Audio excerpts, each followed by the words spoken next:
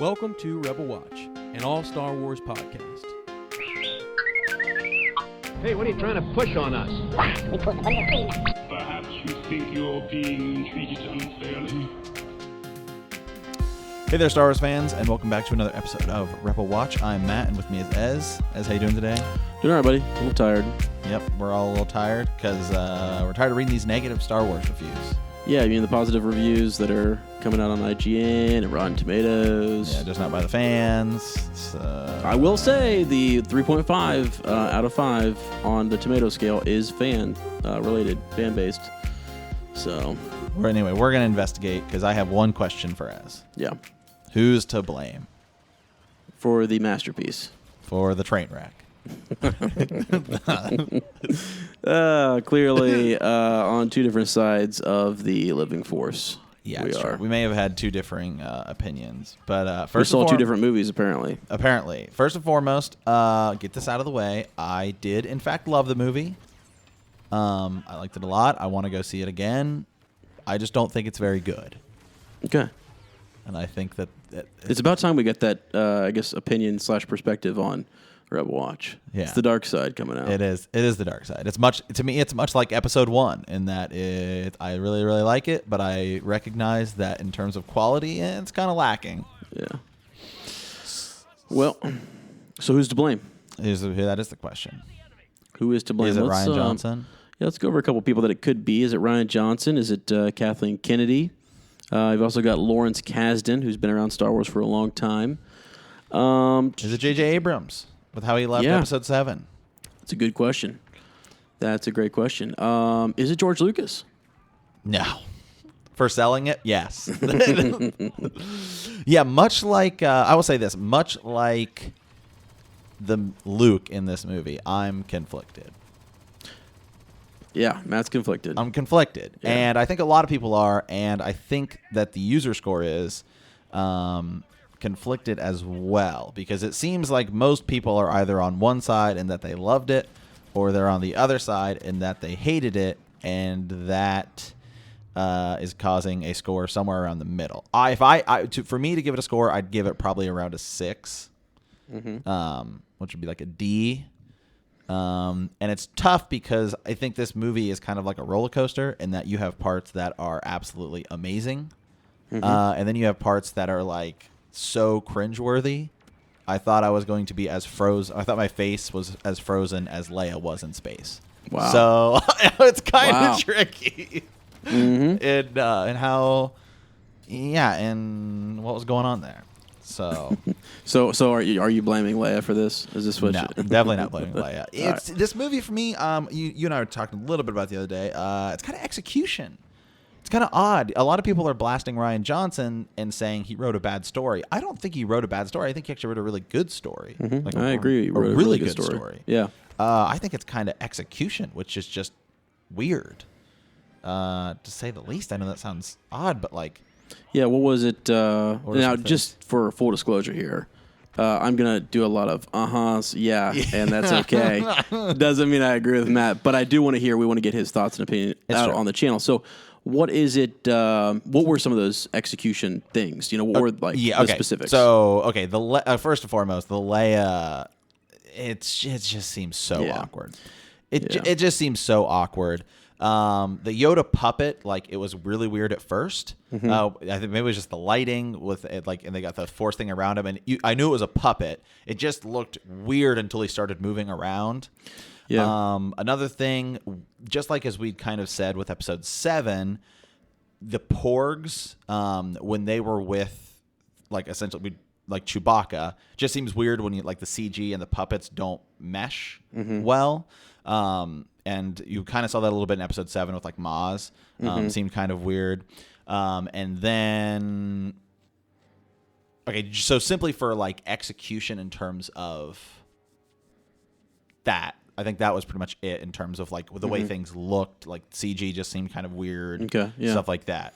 But then we can dive into the story and the writing and some of the things. Well, I'm surprised. Before we go to that, a couple of things I had heard out there, and again, I don't necessarily agree with all these things, but I will throw them out there because you're on that point. laser, the barrage of lasers as they were arcing through space. Yeah, and they were. Yeah, I read that. I read that one too. I kind of. Yeah. So they, just there's some guys that were breaking down like the science behind things. So going to light speed and what does that mean now with with how they went through that Snoke's ship and stuff. So and then one other thing was, and this does tie into the story a little bit. And I think we and I talked a little bit about this, about it appears on screen when you watch the movie that Rey is there at the same time the events are going on, which would mean that she's there for roughly 23 hours with Luke, and then she somehow learns to train and fight with the lightsaber and all this stuff. But they make it seem like she's training multiple days, or maybe at least like 2 or 3-ish. What I would say is that they don't make it seem that way, but if you're not paying attention, that your first watch, because the only time that they show a direct, I think, connection is when Luke connects with Leia. Yeah, that's when you actually see someone from that world or from that island connect with someone. Well, Rey in the other connects with time. Kylo Ren. Yeah, he does, but we don't know when Kylo Ren's there, like on that ship. How much is it? Was that before or? So he gets reprimanded by Snoke, right?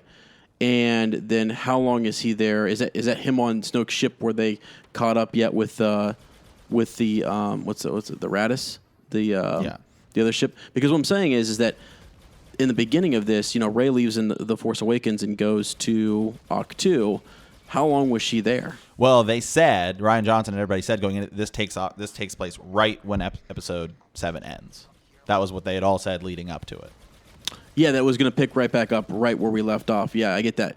But like if it is picking up right where we left off. So if they catch up with that ship and then they're after them right at so I don't know. The timing, it just seems weird. No, Well, yeah, I mean, I get, because several days do go by you can actually see the sun rise and set, and you had said, well, maybe it's a different, it's different, faster day, or it's a slower day, or whatever it may be. Right.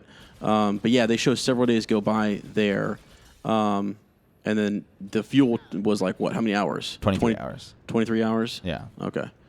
Yeah. So I don't know. I think there was a day or two before you got to. It's almost like when they showed them evacuating, it was like they went back a little bit. They went back to when Rey was there.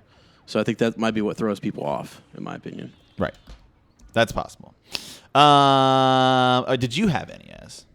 Any what? Anything that you thought was kind of weird, janky, odd, didn't really like, kind of cringeworthy with the movie? You had kind of said maybe to me I said with the Mike, Admiral hugs. Yeah, I had said with Mike just that, Huck's given, the comedy with Poe at the beginning just a little bit. It was a little bit like, what's going on here? It was so abrupt and so early that I was kind of like, whoa, boy. But I laughed, and I thought it was funny, and then I moved on. Let me think. Otherwise, there was the Leia scene. I've said that since I came out was kind of awkward and, it's different, really different. What I like about it, though, was that it gave Leia powers. We'd always known that she had powers or whatever, and it was like the timing of it was in her most desperate hour. The Force would preserve her, essentially. Right. Yeah. So that was kind of neat because the Force is its own, character and its awakening and things like that, and has its own will. So that was cool. We might not like the way that they went about it, execution, but Yeah, and that goes back overall, to where I'm. For me, I think that Rian Johnson wrote a really good story. Just kind of came out weird, and again, it sounds like he wrote, because I think that they originally he cut it down, got it down to like a 2.5 hour cut, and it was like, nope, this is it. We don't need to do a director's cut, anything. But he'd filmed like 3 to 4 hours, and so a lot of stuff gets cut out when you're trying to cram it into this 2.5 hour movie, and maybe that's also why maybe there was more Snoke backstory and we didn't get it. I think that's probably the single biggest criticism of this film is that they kill Snoke and he's on screen for maybe a total of, 10 minutes between both movies. Maybe a total. I don't know. I don't know if I really had as big of a problem. I mean, I did, but I don't I think a lot more people had a bigger problem with that. I guess I get it. With Snoke? Yeah, with Snoke and the fact that they just kill him. Who is it? Phasma, the same thing. Phasma's in episode 7 for barely, because when we finished episode 7, we're like, okay, we'll get more Phasma in the next film, and then and Phasma just shows up. It's like, hey, I'm here, and like, oh, now I'm dead.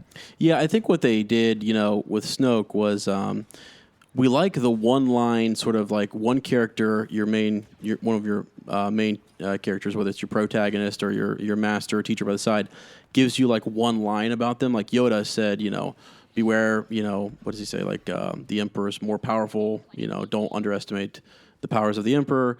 Count Dooku, you get like, little backstory on him from Yoda with just like one line, my old apprentice, he calls him that. And then Darth Maul, I'm trying to think. Don't think you get anything. You really don't get a lot of Darth Nothing Maul. On Darth Maul. So my whole thing. Yeah, but he's in one movie. I think there's more Darth Maul though than there is Snoke. Yeah, I think there is screen time. I think there is. The thing with Snoke, my whole point there was that when Luke is talking about, so other people are talking about Snoke as well. Right. So they're giving some of that. He's been there since the beginning. He, was manipulating Ben from the start, and that's sort of that line of like, don't underestimate the powers of the Emperor. That one line that you get about the Emperor, and in all of the trilogy. I mean, really, what else do you get in the originals about like Palpatine, his backstory? His backstory, maybe not a lot, but you get that he's powerful from Yoda. You do get that that you shouldn't underestimate him, and that is it. And then you see him for probably 20 to 30 minutes in Episode 7, which is what, 3 times as much as we see Snoke in both movies. You think you see? You mean Palpatine at the end in 6? 6, sorry. Yeah. In 6, you see him there. But I mean, good point though. Palpatine is not mentioned at all in 4, right? And then he's a hologram in 5 for 5. like 1 flash second, right? And mentioned in 6 by Yoda. So and then at the end you see him, and it's sort of a big deal. So almost like, reverse that a little bit. I mean, I don't see the whole. Well, no, you see him at the beginning of 6. The beginning of 6, when he shows up. And when Vader flies in and he walks alongside Vader. Right. Which then establishes this, oh no, Vader answers to people. Right, yeah. And I think they established, so what they did is kind of the reverse order of that. Is like Vader starts off as somebody who we don't really realize that he answers to anyway. He's just the bad guy, right?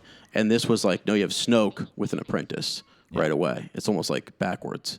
So I don't know. I don't think traditionally they don't give a lot of backstory on the villains. They're just bad guys, and you just sort of, know that and accept it. So yeah. I mean, Grievous isn't in 6 Grievous isn't in 3 very long. Yeah, I mean, but he's more of like a minor. Well, that's the other thing is they introduce Grievous, and we just accepted it. Right. They just introduced him, and then okay, he's General Grievous. He's been around. Clone Wars have been going on. Count Dooku, same sort of thing. When he first shows up, okay, he's Count Dooku. Right. Never heard it and didn't have no clue who he was, and then we get one line from Yoda. No, we do get one from Mace Windu saying he was a Jedi. He wouldn't do that, milady. And then Yoda says he's his apprentice later on. So you get a little bit of that backstory from those characters. But, I don't think that they traditionally give a whole lot. So to get, like Rian Johnson said, he thought he would stop anything where Snoke gives this big backstory to Rey. Now, he was talking about one specific scene where if Snoke were just to tell his backstory to Rey, she'd be like, okay, and so what? Right. But if Luke would have given it to Rey as a warning, like Yoda did, might have been different. All he says is that Snoke turned him and had perverted, his heart and things like that. Yeah. So I don't know. People are really upset about it, but because they had Snoke theories. And most of the reviews I see, that seems to be the single biggest criticism. That's not one I really was super okay. Yeah, I think you'll get more on it too. Yeah, but I don't know. I actually thought Phasma was a bigger travesty than Snoke. Yeah, that is kind of that's been like that's like a joke now. Yeah. So is Phasma coming back? Is she really dead? Or I don't think she is actually. I thought that at first I was like, and Phasma's finally dead.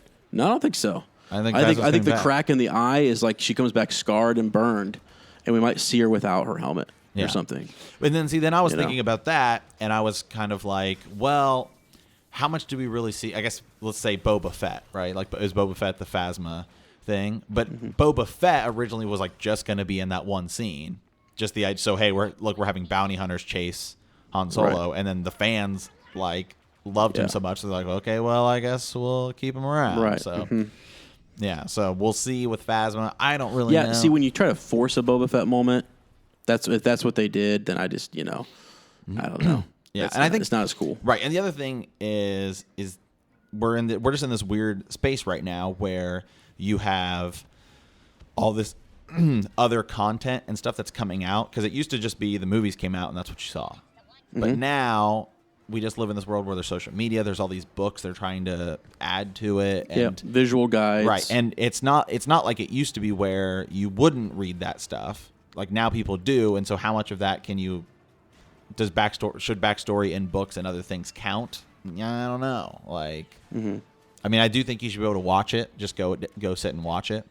But I think I don't know. It's just Disney's way of doing things, because Disney expects you, given the Marvel universe, well, they're going to see all of it. So, yeah, right. I've looked back at the whole Snoke idea, and you're like, who would then be the bad guy? They just created this bad guy who's been around for a while, and you get that.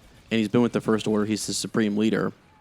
But then if you want... So the story is either going to one of two things. Either Snoke's there to the end, and there's a big, huge confrontation with him in 9, kind of like there was with and then do people... Palpatine. And then I'll give it this, is people were like, well, is it because the big criticism of Episode 7 was that it's a shot-for-shot remake of Episode 4.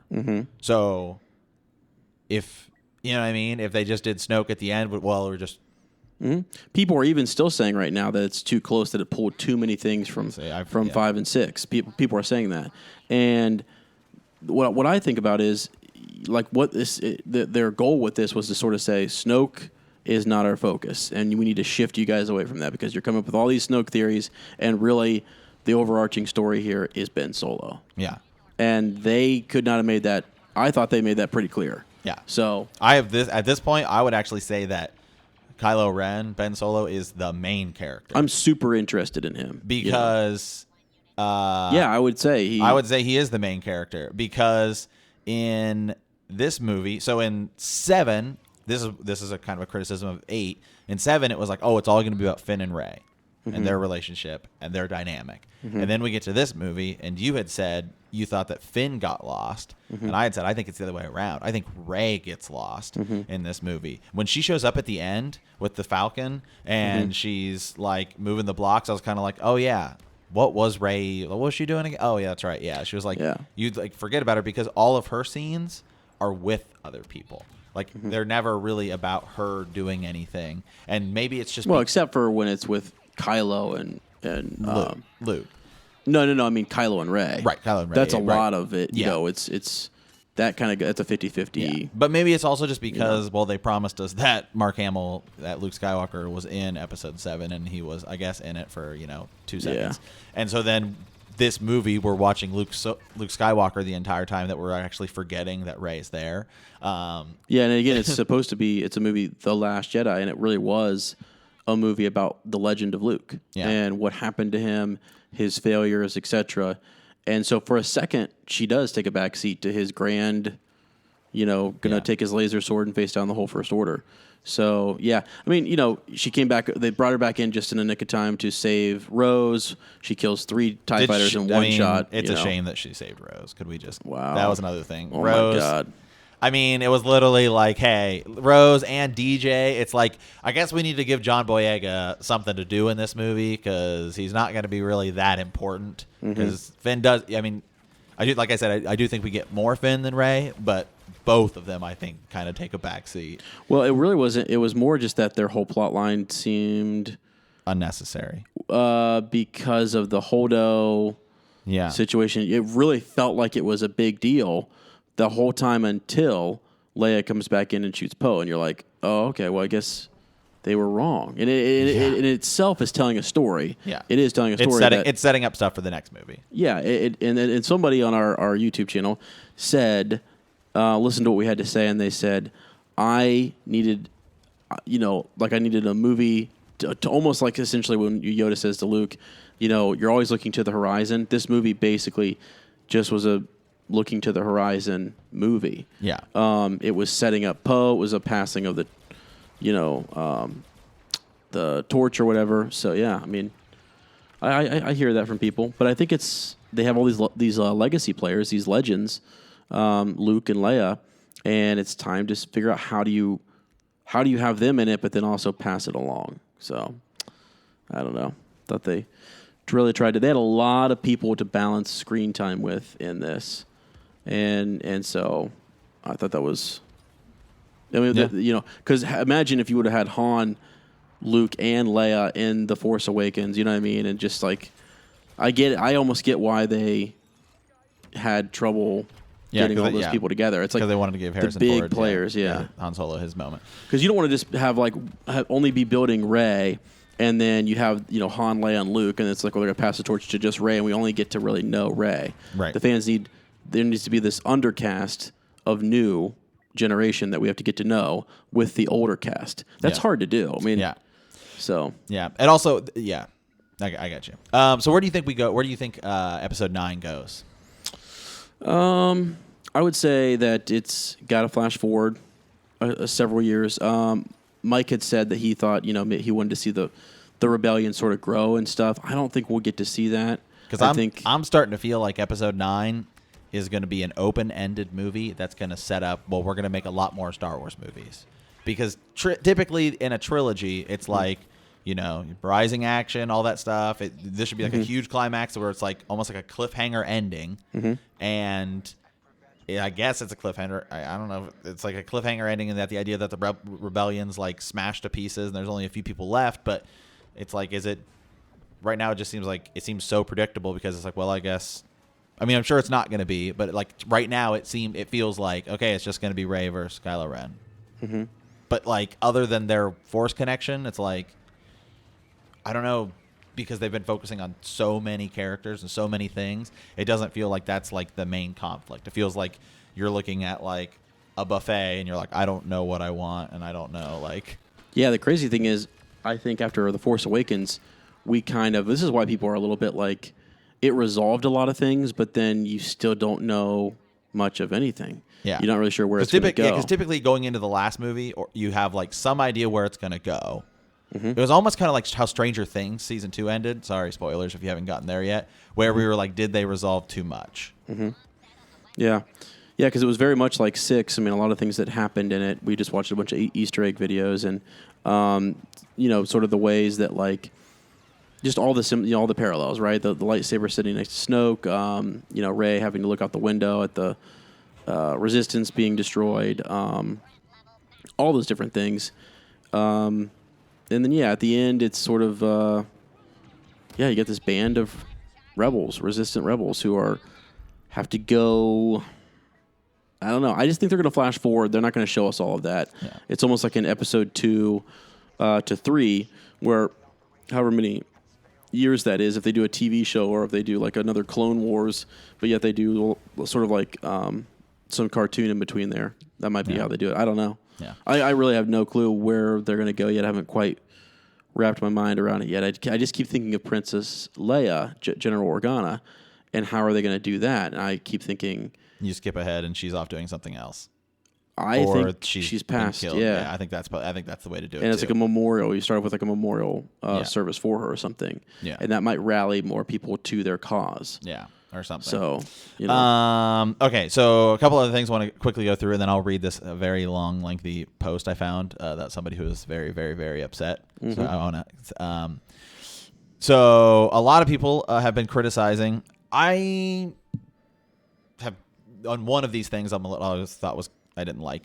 But this guy says, quickly they make Kylo Ren smash his mask. Yay, no longer a Vader copy. Because I heard a lot of people say that they spend the first 20 minutes trying to fix a lot of the problems with Episode 7. Specifically, like he's smashing his mask because people were like, felt like a knee-jerk reaction to people saying, oh, he's just a Darth Vader copy. I think that's interesting because you look at The Force Awakens, that is exactly like he was point. The point. That's what I thought. That's the point. It's his I actually kind of grandfather. I liked his mask. Well, actually, what I think is one of the sickest lines and one of the coolest moments, and I was in the theater like, oh my God, I can't believe that he just said that, was when Snoke was like, take that ridiculous thing off. Yeah. And I was like, oh my gosh. Yeah. He's just making fun. He's like, you're a child in a mask. And I'm like, whoa. Yeah. And then they kill Snoke 5 minutes later. 5 minutes later, and so it wasn't as cool as I thought it was. But I still think it's super cool. No, I liked it. And then the other one I didn't like, and this was another one people said, I thought this was totally dumb, was when the guys, they're on what's it called? The final planet, the Crate, sorry, yeah. When they're on Crate and the guy touches the ground and licks it and he's like, salt. It was completely unnecessary. It was like, what is the point of this? The only point of that was to be like, it's not snow. Just like it's not another Death Star. We've come out and said it. It's not another Death Star, even though it is. That way people wouldn't be like, it's totally Hoth all over again, because you have the AT-ATs and you have the thing. I totally thought that was dumb. I was like...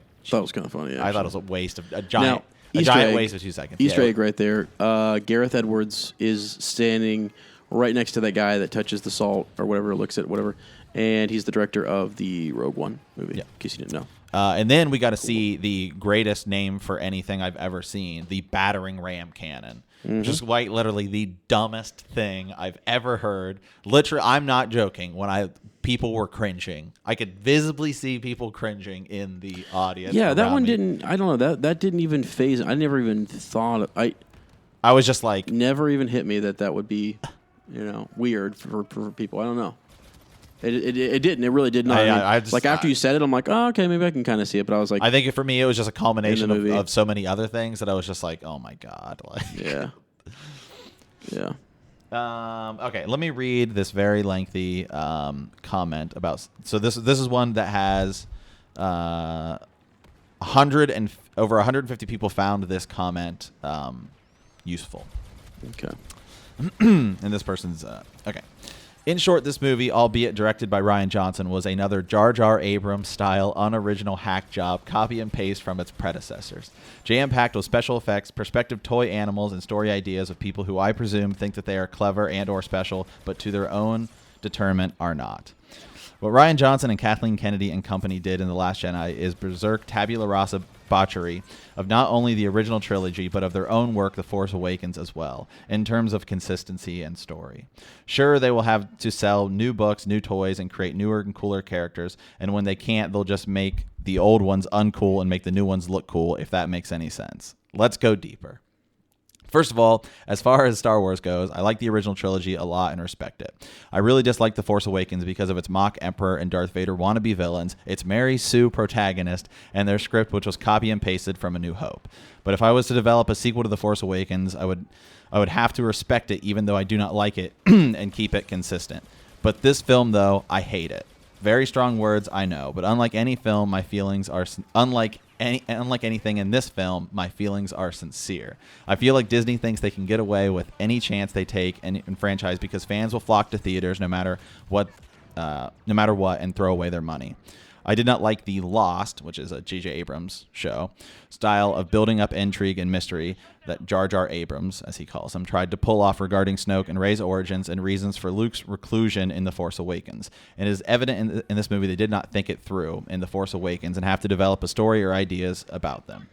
Abrams, Casson, and Arndt are just winging it. They evidently, when Kathleen Kennedy and company and Rian Johnson decided they cannot wing it in this movie, heck, they'll just kill the people ideas off without explanation, for instance. Quickly, they make Kylo Ren smash his mask. Yay, no longer a Vader copy. He's a real boy now. Again, quickly, Snoke is killed by Wino Ren while bragging how supreme he is, even though we still did not learn who this guy was in the first place.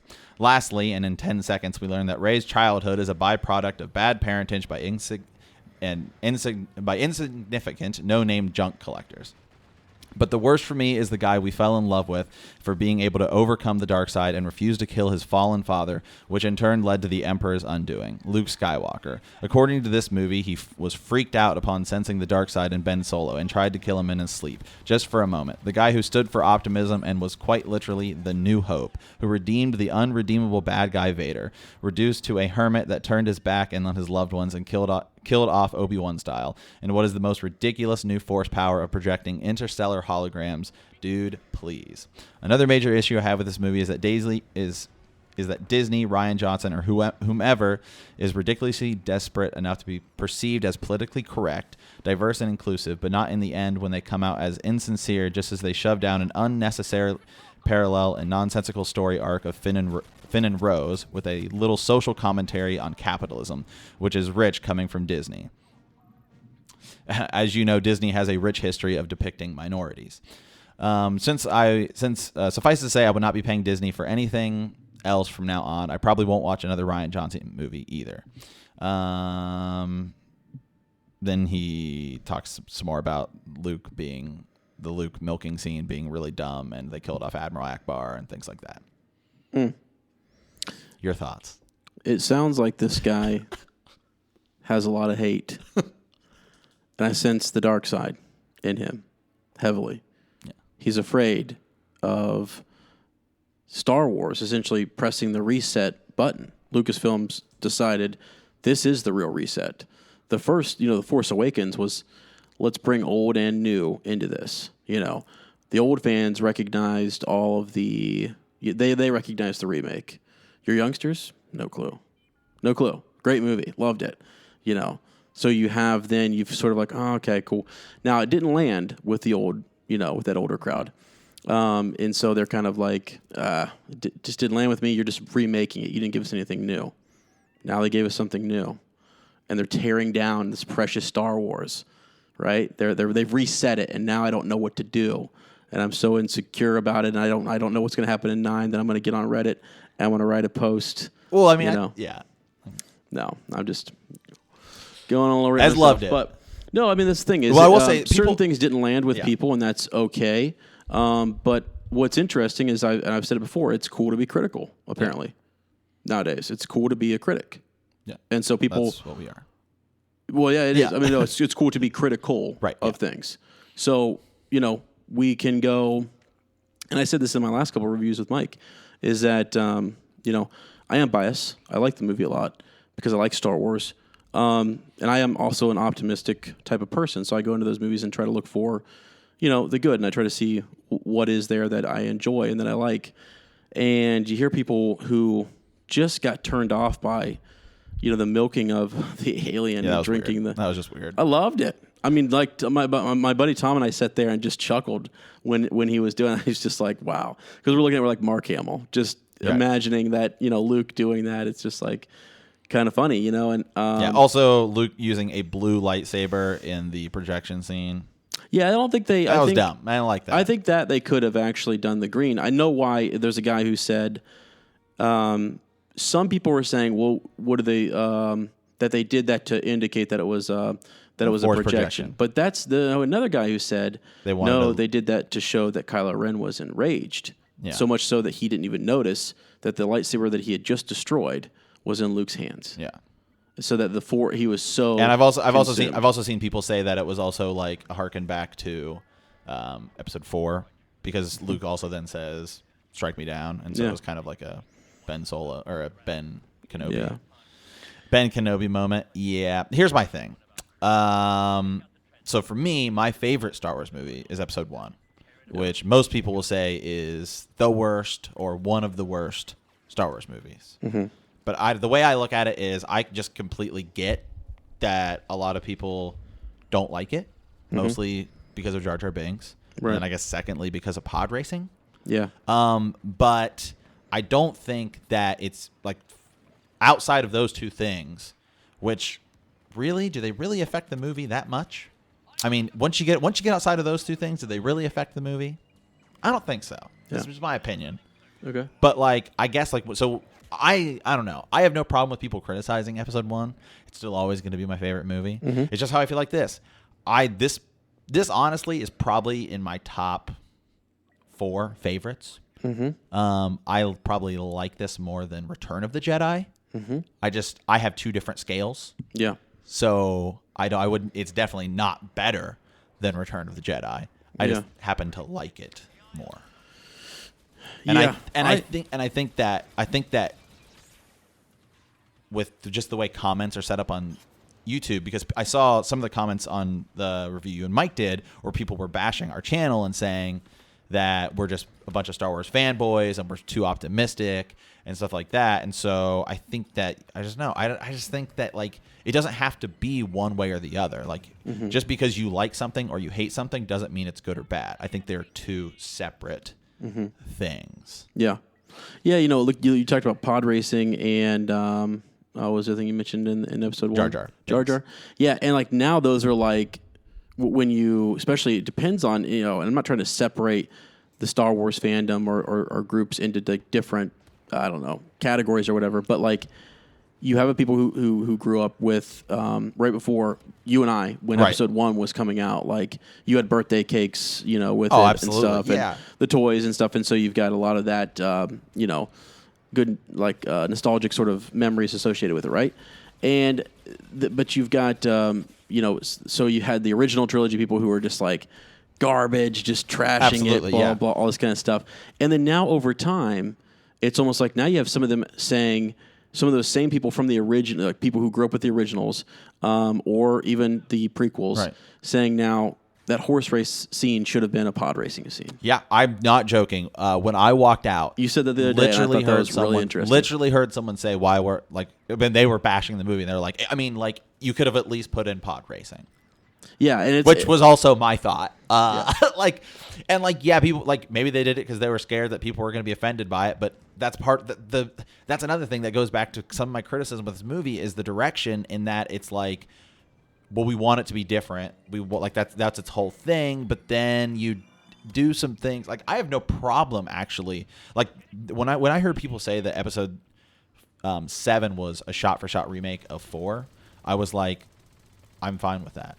Even had it been, it's like Star Wars is supposed to parallel itself. That's what George Lucas said. That's the whole thing. It's because, I don't know, maybe for the people, maybe this is some people's first time seeing Star Wars, but there's this little thing in Star Wars called the Force. Yeah. And the Force balances itself. That's right. And so you're going to go dark, you're going to go light. It's like a roller coaster is how I describe it. And that sometimes you're going on the roller coaster, then you kind of go sideways, then you come back. Then you go to the other side and you come back. And you go down, but you always come back. Right. And that's kind of how the Force works. So that's kind of how the Star Wars story is supposed to be. It's always an ever evolving thing. And whether, if we want, you start to get into theory territory here, whether it's Jedi who are kind of tipping towards one side or Sith tipping towards one side, it's always going to come back to the middle and balance. So, like, these movies should parallel themselves. That was actually one of my other big problems is that they went so far away. I don't know. It was like, didn't feel like Star Wars a little bit. Like, I was like... Here's one of the things. I mean, you look at episode 2 and the Attack of the Clones. Was that not all just a setup for the Attack of the Clones and, like, the Clone Wars and stuff, you know? So that whole movie, people were like, well, it just left me with, like, I didn't get any further, right? It's sort of like... I don't know, man. I thought there's a lot of character development. See, that is one thing. Okay. Well, the character development in this with Kylo Ren is unbelievable. Yeah. And with Daisy Ridley. Movie, though, I will say, felt a lot more plot-driven than character development-driven. For me. The Last Jedi? Yeah. I mean, there were definitely characters that got a lot of character development.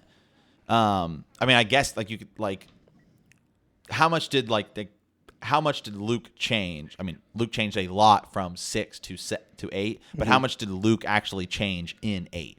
Yeah, and again, that's the other thing that you got to realize is that Luke, who was once a dynamic character in episodes 4, 5, and 6, is not really I mean, he has already made the change. So he is where he is. It's the idea of growing old. Rey, I don't feel it developed like at all in this movie. I feel Rey is like the same character, other than now she knows the Force a little bit more. Yeah, I don't think her development was as deep and rich as Kylo Ren's, but hers definitely was in the sense that we learned that she's just seeking a belonging, and they continued that theme from The Force Awakens. So to say that they tossed out The Force Awakens, storylines and themes and their the overall story arc there. Maz literally says the belonging that you seek is ahead of you, and the belonging that she now has is seen through Poe and everyone as she rescues them. Now they see her as as one of them, and so she's she has a family. Yeah, that's a thread. That's a thread that's completely gone. Well, like, because how did Maz get Luke's lightsaber? What do you mean? I mean, that was like everybody. That was one thing everybody kind of thought maybe we'd learn a little bit more about in this movie. I mean, now it's like, oh yeah, I mean. Yeah, no, that they just kind of, and it's choices, though. Yeah, that is something else I will say other people criticized real quick about Maz is they were like, well, in The Force Awakens, like they had to specifically go seek Maz. Like the whole deal was you couldn't just call her, you had to like show up. And in this one, they just like call her. Well, they didn't say in The Force Awakens that you couldn't just show up. I don't know. It was a comment. I can't remember. Yeah. I only saw The Force Awakens once because The Force Awakens is my least favorite Star Wars movie. Yeah, he decided just to go see Maz because she was nearby and could help him. And that's the difference. I'll say that, though, is that it's weird when I'm looking at these scores that people have. I don't know. It's just weird for me because The Force Awakens, after I saw it once, I never wanted to see it again. I was like, I have no desire to go back to theaters and see this. Mm-hmm. And Star Wars is one of the only franchises of movies that I've ever actually gone back and saw movies more than once. I saw Episode 1 like 8 times. Mm-hmm. There's other reasons for that. I saw Episode 2 at least twice. I saw Episode 3 at least twice. Mm-hmm. This movie I want to go back and see like again. Yeah. Which is different than Episode 7, which a lot of people say is a bigger movie. And so that's kind of the thing. I'm just always you have to, when you're reviewing media, just like with music or songs or things, you're always going to have your own opinions. Mm-hmm. But I don't think I cannot remember another movie that was this divisive. Yeah, because it's risky and it's ballsy. Yeah. That's exactly what it is. I mean, they also say the same thing though about you took all these characters in The Empire Strikes Back who had just won. And the title of that is The Empire Strikes Back. I mean, that's why it's such a great freaking movie. Right, yeah. You tore the rebellion down. You know what I mean? And some people were just sort of, it's dark. It's sort of like, and back then it was epic, but I mean, it left people with it in this place of like, whoa, I can't believe they did that. Yeah. So I still think we're in that place of, I can't believe they did that. And it is dark, but we've already seen that in Episode 5. So people are now more critical of it. The more and more movies that they make, the more and more people are going to criticize and blah, blah, blah. It's like you can only make so many until it's just sort of like you run like anytime it's like how Marvel that they make, is right now. Yeah, anytime that they make I'm burnt out. Like I have, like it's like episode 9, which I thought I was gonna like. I don't know. Right now, maybe it's just right now. I feel completely uninterested. Like if episode 9 were to come out tomorrow, I'm like, I guess maybe I don't know. I completely have no desire to see the Han Solo movie, like at all. The dice is totally coming back. That's going to be a thing. I don't know if that was just a setup for episode 9. It's just weird because you go from episode 7, which everyone seemed to, I think it had more positive reviews, even by the fans. And then you go to Rogue One, which was like, I think generally pretty much liked. Rogue One's probably my second or third favorite Star Wars movie. And then you get to this, and everyone's just torn in half. How much? I don't think everyone's torn it in half. I think the critics have given it, like, what's crazy is that the critics give it such high marks. They give it such high marks, and I think the initial watch from the fans and the going out and smashing a dislike button right away might be high. But again, I look at Rotten Tomatoes, tomato scale there, which is, again, it's a button that you just can go and press, and there's 3.5 out of 5. So that's just one platform. You've mentioned another one, which is the metrics. Metacritic, where it has a 4.9 out of 10. Yeah, which is it's a similar site. They do similar things. Yeah. So my thing is, I don't I think what it is just this raw shock that they did something this different in this sort of. I mean, it's what's crazy is I hear people say that it was. I hear people say look how the parallels between 5 and 6, and it's so predictable, and they're reusing stuff, and that's a critique. And then I hear people saying that they didn't pay enough homage to it. It's like, so they're all over the place. But I see the interesting thing is the people who are more critical and have more negative, honestly, a lot of hate. A lot of people like, I hate this movie. How much of that do you think is the way they treated Luke Skywalker? Yeah, that could have been. That absolutely. Because I feel like a lot of the comments I was reading, and again, I'm in the camp where I actually think, for me, it was like, I think there's a lot of bad in the movie. But I think the good parts are so freaking epic that it, like, I gave it like a 6 out of 10, which is still a passing grade. Like, it's still a pass. I would still I totally watch it again and everything. Like the Praetorian Guard scene, sick. Even the Phasma Finn fight, while it's kind of useless in terms of like who's Phasma, I don't know, is sweet. Like, it looks really cool. Like everything about this. Like, but then when Luke shows up, I was like, and he's just standing there and he walks out, and regardless of whether it's a projection or not, it was freaking awesome. So. Yeah. But then on the other side, you have weird, cringy Leia moments and weird, cringy Admiral hugs and battering ram. Yeah, it just baffles me, man, because like people bash the prequels so hard. Yeah, we should talk about that. We should talk about that for a little bit. Well, no. I mean, they bash them so hard, and then this comes out, and it's edgy, it's new, it's clever. So you think it's better than all written? You think it's better than all the prequels? It's to me right now. Like the more and more I go look at it, this is why I'm just kind of quiet this podcast, because it is honestly. My favorite movie is Return of the Jedi. That's for more than the nostalgia. It's a movie that I grew up watching every single day, and I would put it in on a rainy day. Right. That's kind of how I am with Episode 1. Yeah, that's really why it's my favorite. But when I look at just the movies that I like, that I think did a lot in Star Wars, it's up there. I was going with the parallel I was trying to make before with the Attack of the Clones. So you had a fight scene at the end where what happened? I mean, they fought Count Dooku. No one wins. We lose a limb. What furthering? What happened there? Attack of the Clones. Attack of the Clones. Like, what's the point of that? We killed Snoke in this one. I think to hurt Anakin, to where Anakin gets his arm chopped off, and then it's like I think it's to show Anakin gets his arm cut off, and so then it's like it's showing that the Jedi are at least vulnerable because they seem almost invincible. I think that you kind of see that a little bit more in each movie. So the first one, especially when Anakin's like, nobody can kill a Jedi, and then Qui-Gon dies at the end. And then in the next one, you're finding out, hey, they're building this huge army. Like, it looks like now we have like an army, and we're going to be fighting this droid army, and it's just the next step in that manipulation of the Jedi falling. And then we get to the episode 3. Now, when we finished episode 2, I was like, wow, they got a lot to do in episode 3. Even though we kind of knew what was going to happen. But then we get to episode 3, and it's Order 66, and the Jedi completely fall. So you just defended, like, essentially, like when I started to critique it, you just defended it.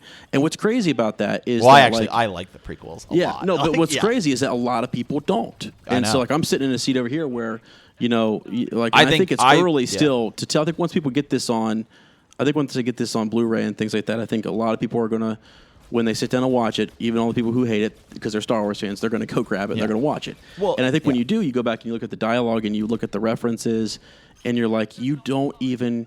I said in the first review, they pay homage without being repetitive or without being like you didn't even quite know that they, like when he mentions like the laser sword, and he mentions a couple other things, Snoke making her look out the window. You know what I mean? Little things that were different but yet the same. Yeah. Well, I think another thing is I think it's hard to review. It seems weird, but it's hard. It's kind of hard to review this movie without having seen episode 9, because I think you kind of need all 3 to kind of get the story of them. Because I don't know, like if you just watch episode 2, you're like, okay, wow, these prequel movies must be terrible. But if you watch 1 and 3, like I think 3 actually is a really good movie, like a really good movie. I think 3 is probably the most underrated Star Wars movie. I think it's way better than 7. I personally probably like it more than 6. The one thing people have to remember, and this is why I don't put a whole lot of stock in all of this. Yeah, I like to review it. I like to give my 2 cents. I like to read what other people have to say, and it's interesting. I smile and what have you. But the story's not over yet. It's a 3-part story, and that's why people hated 2 so much, is because it was just setting us up for 3. And this is exactly what this movie is doing. And people are like, well, that's all it's doing. It's just setting us up for another movie. We have to wait for another movie. Yeah. It's exactly what 2 did, and that's why they didn't like it there. Now, what it did different from 2 is I think it developed, these characters. It made some significant ballsy moves with Snoke, and I was sort of impressed by that. And then it also is a story about growing old. What it's like for Leia and Luke to grow old, and that you lose sort of your that optimistic boyhood runoff, hero face the world, and he's now laden down with all these different failures in life. Did you get? So I can't remember if we did it on Rebel Watch or we did it on Second Breakfast or whatever. But you had said the one thing you want out of this movie was an epic like Luke fight. Do you feel like you absolutely got it? Yes. Okay, yeah. I can't believe.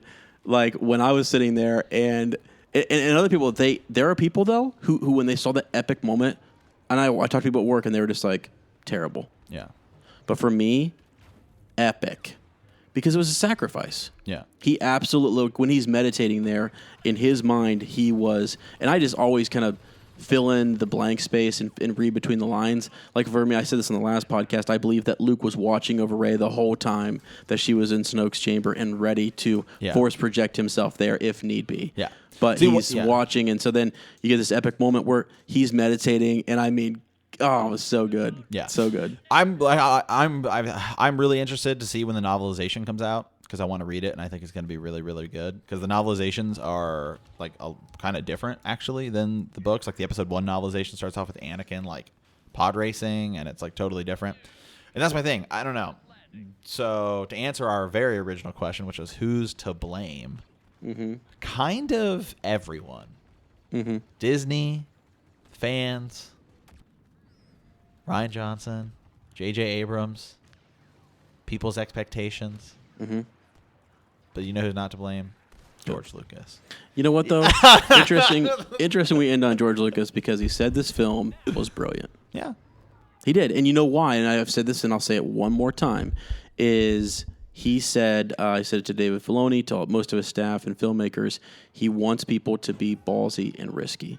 And he wants people to take a chance. And that's his big thing. Ever since he did, A New Hope, it was sort of like, it was a risk. People screened that movie and thought it was a joke. Thought it was an absolute joke. They didn't see the classical music. They didn't really know where he was going. There's a dog flying a Millennium Falcon. It was like it was bizarre. He took a risk and it changed the world. Hold on, real quick, one last thing. Yeah. One last criticism. The Porgs. Yeah, you didn't like them? I didn't like them.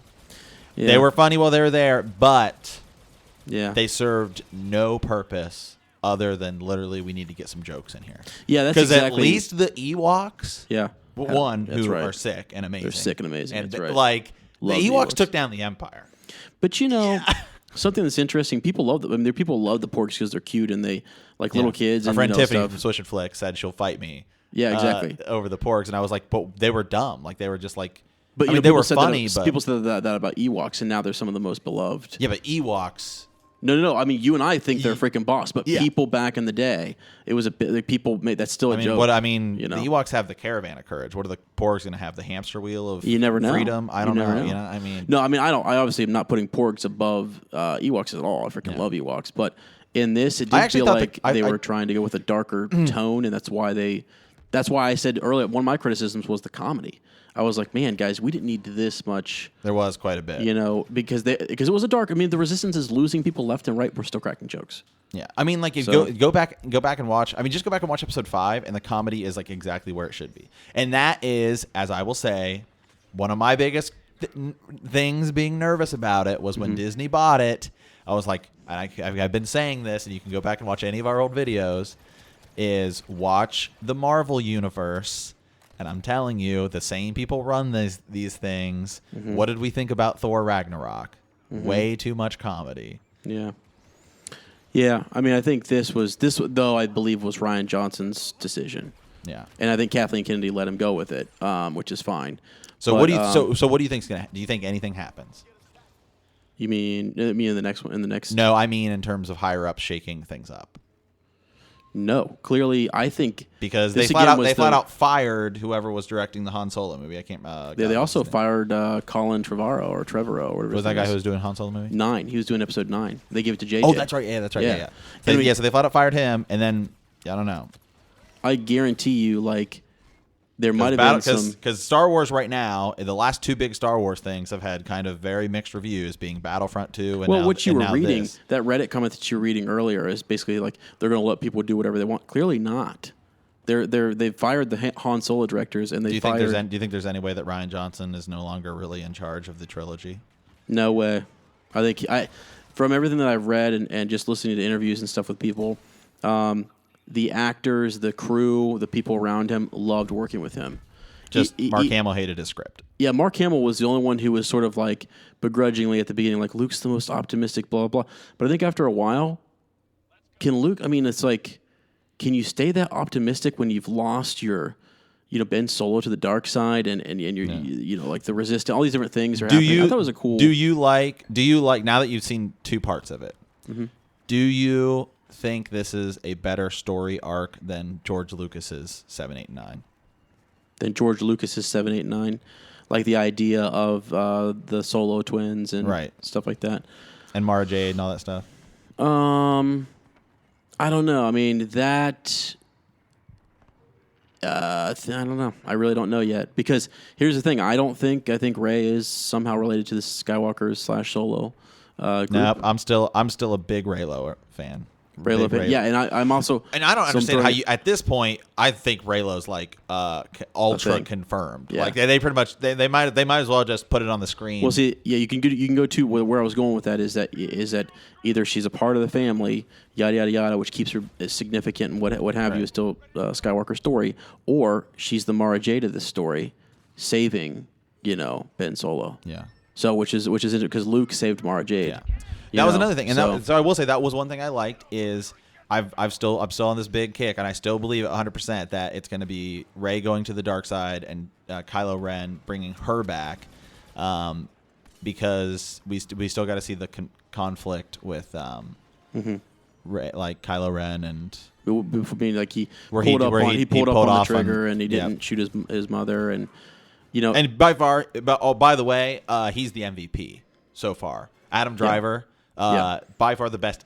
Okay, maybe except for Mark Hamill, but the best actor of both these movies. Yeah.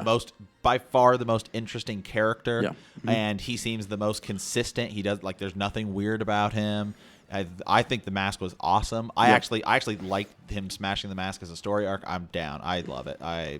Kylo Ren is by far the best character. I don't think it's close. I think it's Kylo Ren. I mean, okay, maybe Luke just because of all the nostalgia. But if you take Luke Skywalker out of the equation, it's like Kylo Ren, and then nobody else is even remotely close. Mm-hmm. Yeah, I thought what was cool about this is that's exactly what they did. Is that they brought him. He was less like Vader shows up here and there and is sort of ominous, right? Yeah. Because he doesn't show up a lot, and when he does, he's just really epic. They brought him up to the forefront with Rey. They brought him right up to the front of the storytelling, and he's very much engaging with our quote-unquote protagonist. Yeah. Touching hands, Good Lord, PG-13 right there, Yeah. God. Good thing. Good thing Luke ended that because I thought, clothes were coming off or something. That would have been great. Gosh, it would have been great. I mean, awesome. You want to be edgy? Why not? That might be in the deleted scenes. No, it was. Anyway, that's kind of our. We got Matt's thoughts. We need to hear what he had to think about. Because I was not fanboying it up like Mike and Ez were. Amen. So I was trying to bring it realistic. I give the movie. You guys know who the true fanboys are on this. Yeah. I'm just kidding. I'm just saying, I'll just say is this: typically I'm always wearing my never forget shirt. I wish I could forget about that Leia scene because God, that was awful. How many podcasts I've listened to where they've said that it was just sort of like I can't get out of my head. It was just very memorable. But the thing is, you won't forget it. Again, I think shocking. I think the idea of it amazing. I loved it. Yeah. In terms of what they were saying, it just looked real weird. Yeah. Looked real weird. Yeah, I wish there would have been a different. Just like way that Yoda puppet looked real weird. Yeah. So anyway, I give it a 6, but I love it. It's kind of like this. This is what I was thinking about this. Yeah. I like eating ramen. Yeah. I think I like the way it tastes. It's cheap. Right. But it's not the same as it's not the same as when I go out to eat and I eat something else that tastes really good. Yeah. There's expectations, quality differences. Mm-hmm. So that's kind of how I feel about it. Gotcha. But in terms of my favorites, I think I've come up with my rankings here. Yeah. So in terms of favorites, I would go 1, 4, Last Jedi. Wow. Because I loved it. I just don't think it's good. I know that's a weird thing to say. Yeah. Last Jedi, Rogue One, 5, Empire Strikes Back fell a lot for me. Yeah. 3, 6, 2. That's all of them. Yeah, I think I hit them all. Yeah. Yeah. In terms of what's best, I would say I'm gonna go here too. I've kind of reshifted my thing here. I think 4 is the best Star Wars movie. Okay. I would say 4, 5, Rogue One, 6, 3, 1, Last Jedi, 2, 7. Oh, and 7 is my least favorite Star Wars movie. Yeah. Let me give you my favorites. Okay. You ready? Favorites. Rogue Return of the Jedi, obviously still. Caravan of Courage. There we go. And then The Last Jedi. Yeah. No. And then the rest comes in. And then the rest come in there. Now, okay, I will say, I did, real quick, I know we're trying to end here. Yeah. So we were talking about the Metacritic scores and Rotten Tomato scores. So I actually put together this enormous graph to talk about some of the scores and things like that. So for those of you guys who aren't familiar, Metacritic, mostly it's used for video games, but they also do movies and stuff like that too. It's basically kind of like Rotten Tomatoes, where you get a bunch of critics. I think it's like over 50, and they just kind of pool all their scores together to see what the average is. They also do the same with user scores. So I put all this stuff together and came up with what is called the ultra average scale. And so this is what would be the scale based upon the Metacritic scores, Rotten Tomato scores, both combined of user and actual critic. This is the definitive Star Wars ranking. Episode 4 at a 9.2. Episode 5 at a 9.05. The Force Awakens at an 8.2. Rogue One at a 7.8. Return of the Jedi at a 7.7. Episode 3, Revenge of the Sith at a 7.2. Episode 8, The Last Jedi at a 7.1. So when you combine everything together, it gets about a 7. Mm-hmm. Does that seem a little more realistic to you, as? What would you are you like a 9 on this movie? Yeah, I'm like a 9 on it. Okay. And we need to come out on DVD so we can really break it down more. And then it jumps all the way down to a 5.9 with Attack of the Clones, and then my favorite, my swan song, episode 1 at a 5.6. Yeah. How did you do that again? You just take So what I did was I took the Metacritic score. Yeah. Which is the critic score. I took then the user score, and actually I have this sheet broken down way further, averages based upon that and everything. And then I took Rotten Tomatoes user score, their average, and then combined everything for an ultra average. So what I just read was the average of Metacritic, critic, user, and then Rotten Tomato, critic, and user. And they are different. I'm sure some are the same on Rotten Tomatoes and Metacritic, but even still, because their score, all the scores are different. Mm-hmm. Yeah. Like user on both isn't different. So right. That's not super scientific. It's just what I did the other day, and I thought you just took percentages, right? And just I took their score and then I turned it into a percentage. Okay, that's what I mean. Yeah, you just took a. But I will say, interesting though. So if you look at the difference, the biggest difference between the critic and user. Mm-hmm. Most of them are within like a point or a half a point. Yeah. Like A New Hope is like a 0.5. Phantom Menace is like 0.9. Last Jedi is 3.7. Yeah, and I guess because of all the fake accounts that were created. A lot of the scores I saw on Metacritic were like either 10 or 0. So that's what seems to be pulling it in the middle. I don't think people are giving it realistic scores. Like, let's be honest. You really think this movie is a 0? Yeah, I mean, a zero is like somebody's somebody's student film they shot with like their phone on YouTube. That's like a 0 film. Yeah. Yeah, I know what you mean. So that's why I give it like a 6. I got you.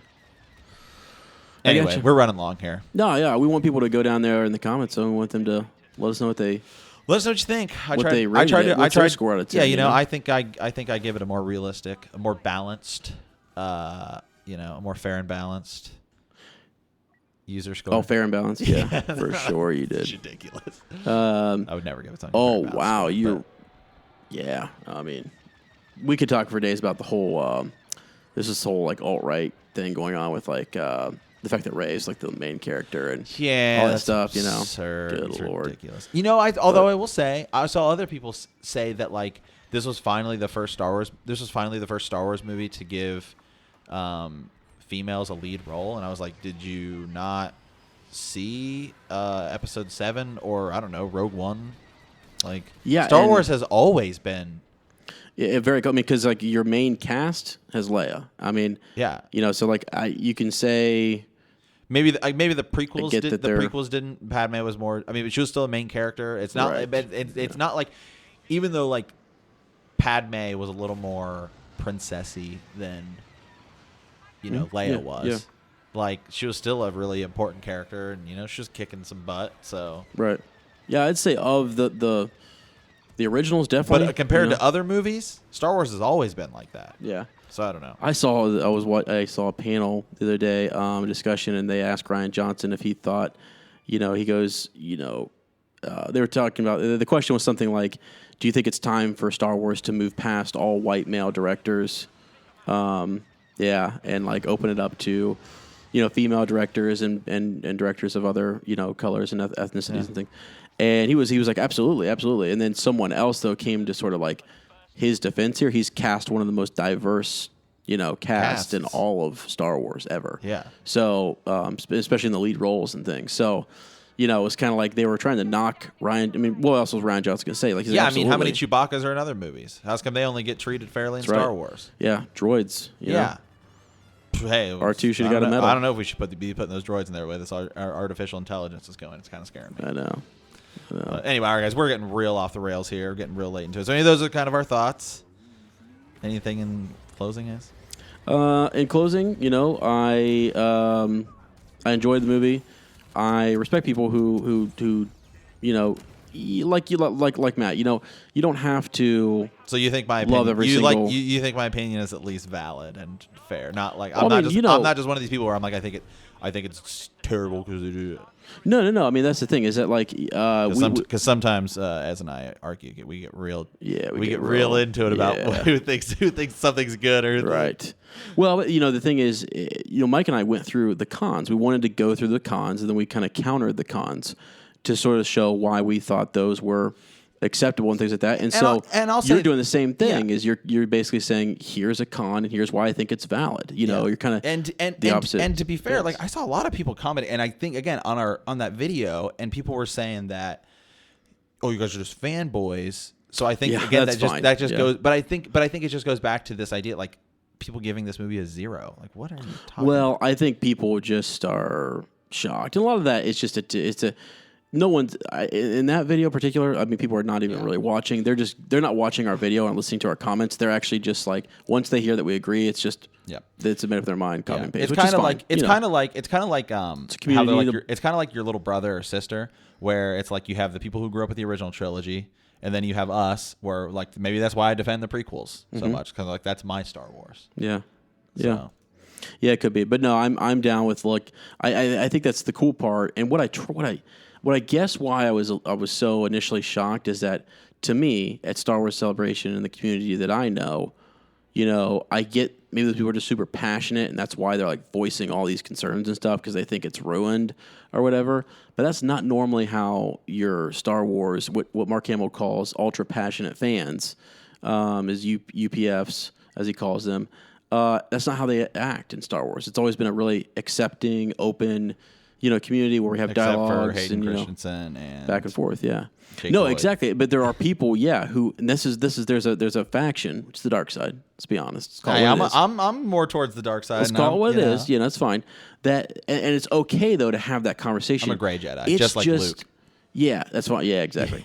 But it's just like they came out though and they just like even with Hayden Christensen and the lines and things like that.